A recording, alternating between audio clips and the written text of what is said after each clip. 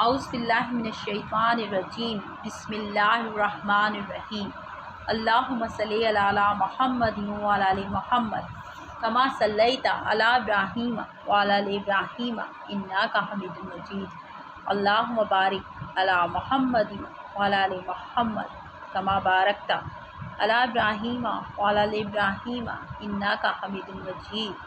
السلام علیکم میرے پیارے معزز سامعین، میری پیاری دوستوں، میرے پیارے بہنوں، میرے پیارے بھائیوں، امید ہے کہ آپ سب اس ماہ رمضان میں خیریت سے ہوں گے اور خوب اچھے طریقے سے ماہ رمضان میں عبادتیں کر رہے ہوں گے اور ماہ رمضان کو اچھے طریقے سے گزار رہے ہوں گے۔ ماہ رمضان میں جمعۃ المبارک کے دن سورہ کوثر اس طرح پڑھ لو تو پھر اگلا دن بعد میں آئے گا، پہلے حاجت پوری ہوگی۔ آج جو میں آپ کو وظیفہ بتانے جا رہی ہوں، ماہ رمضان میں جمعے کے دن کا وظیفہ ہے۔ اس وظیفے کو پڑھنے سے پہلے آپ کی حاجت پوری ہوگی۔ اس وظیفے کو کرنے سے بڑی بڑی پریشانی ختم ہو جاتی ہے، بڑی سے بڑی بیماری دور ہو جاتی ہے۔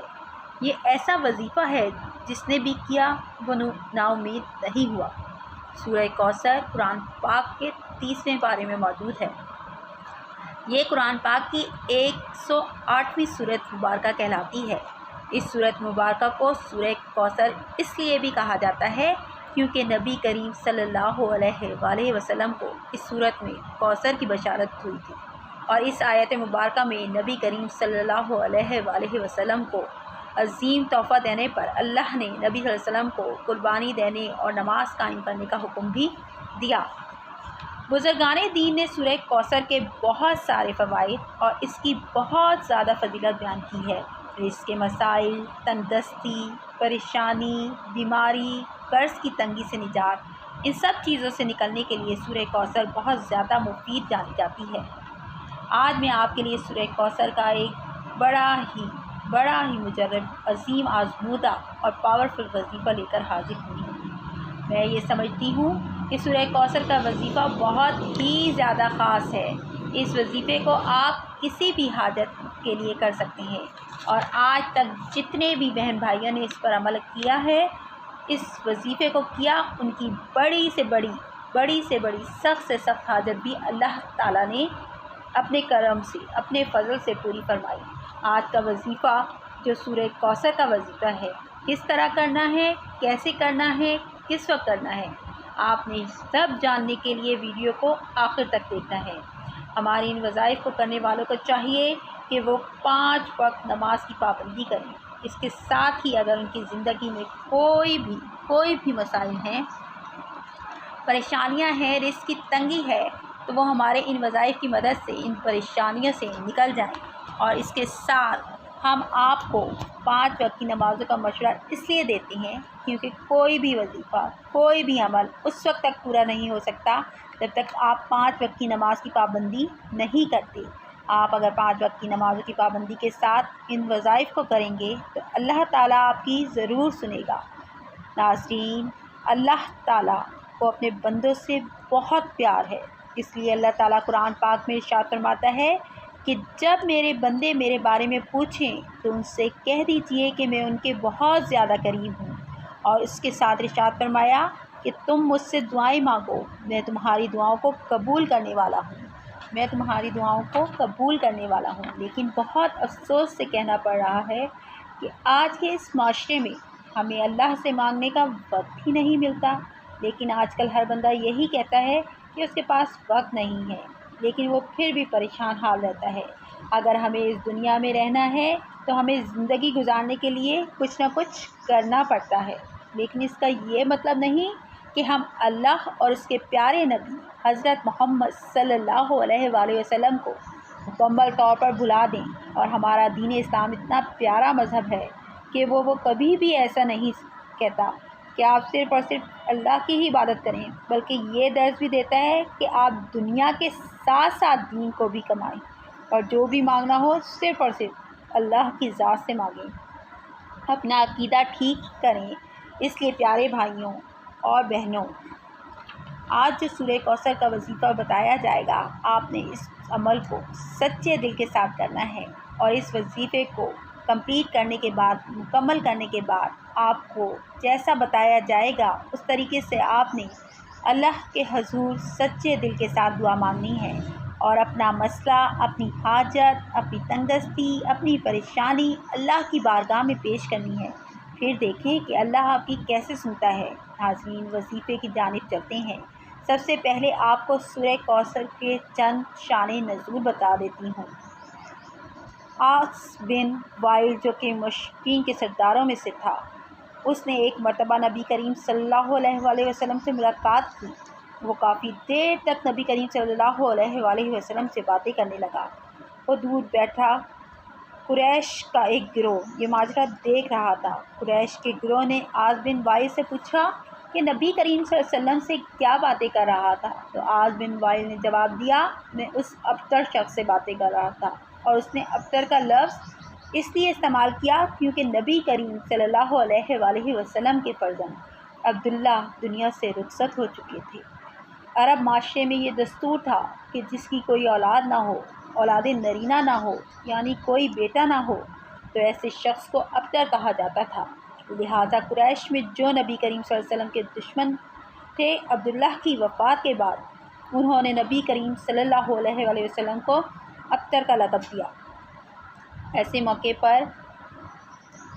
موقع پر اللہ تعالیٰ کی رحمت جوش میں آئی اور اللہ تعالیٰ نے نبی کریم صلی اللہ علیہ وسلم کو سورہ کوثر کا تحفہ دیا، جس میں انہیں جنت میں کوثر کی بشارت ہوئی۔ ایک روایت میں آتا ہے کہ صحابہ کرام رضی اللہ تعالیٰ عنہ بیان کرتے ہیں کہ ایک روز نبی کریم صلی اللہ علیہ وآلہ وسلم ہمارے درمیان بیٹھے تھے۔ اچانک نبی کریم صلی اللہ علیہ وسلم پر ایک نیند اور بے ہوشی کی کیفیت طاری ہو گئی۔ تھوڑی دیر بعد نبی کریم صلی اللہ علیہ وسلم نے اپنا سر مبارک پر اٹھایا اور مسکرانے لگے۔ صحابہ کرام رضی اللہ تعالیٰ عنہ نے پوچھا کہ اے اللہ کے پیارے نبی، آپ صلی اللہ علیہ وسلم کس وجہ سے مسکرا رہے ہیں؟ تو آپ صلی اللہ علیہ وسلم نے جواب دیا کہ مجھ پر ابھی ایک سورت نازل ہوئی ہے۔ پھر آپ صلی اللہ علیہ وسلم نے بسم اللہ کے ساتھ سورہ کوثر تلاوت فرمائی۔ پھر نبی کریم صلی اللہ علیہ وسلم نے پوچھا، اے صحابہ، کیا آپ کو معلوم ہے کہ کوثر کیا چیز ہے؟ صحابہ کرام رضی اللہ تعالیٰ عنہ نے جواب دیا، اللہ اور اس کے رسول بہتر جانتے ہیں۔ آپ صلی اللہ علیہ وسلم نے فرمایا کہ یہ جنت میں ایک نہر ہے جس کا اللہ تبارک و تعالیٰ نے مجھ سے وعدہ فرمایا ہے۔ یہ ایک حوض ہے جس میں میری امت قیامت کے دن پانی پینے کے لیے آئے گی۔ اس نہر کے پانی پینے والے برتن ستاروں کی مانند ہوں گے۔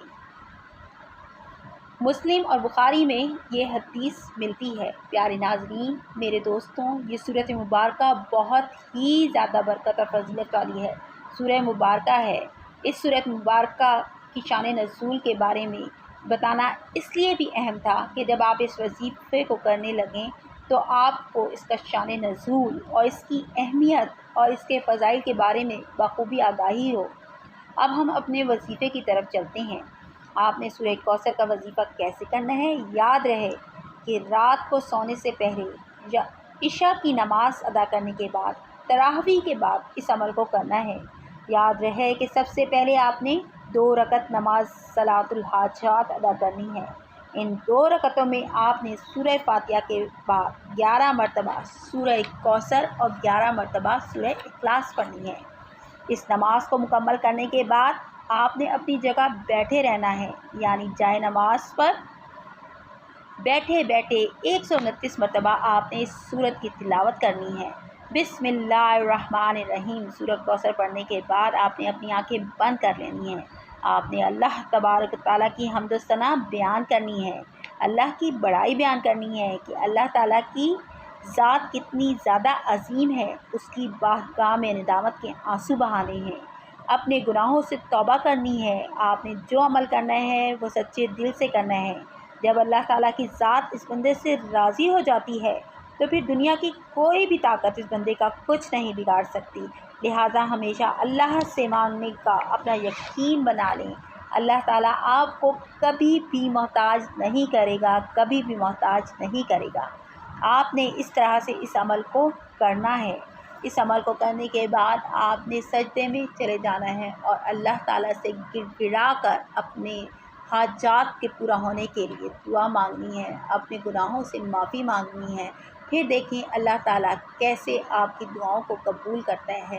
مجھے یقین ہے کہ آپ اس رمضان المبارک کے ہر جمعے کو اس عمل کو کریں گے، یعنی 2 رکعت نماز صلاۃ الحاجات پڑھیں گے، 11 مرتبہ ہر رکعت میں سورہ فاتحہ کے بعد 11 مرتبہ سورہ اخلاص اور 11 مرتبہ سورہ کوثر پڑھیں گے، اور جب 2 رکعت آپ اس طرح سے کمپلیٹ کر لیں گے تو اپنی جگہ پر ہی بیٹھے بیٹھے 129 مرتبہ آپ نے 129 ٹائمز آپ نے تسبیح پر سورہ کوثر بسم اللہ کے ساتھ پڑھنی ہے، اور پھر یہ تسبیح کمپلیٹ کرنے کے بعد آپ نے اپنی حاجات کے لیے اللہ تعالیٰ کے حضور دعا کرنی ہے۔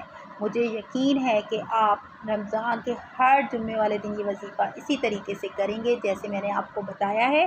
اللہ تعالیٰ آپ کی ہر حاجات کو قبول کرے، آمین۔ اس کے ساتھ اس اسلامک آفیشیل میں سائمہ شیخ کو اجازت دیجیے۔ اللہ حافظ۔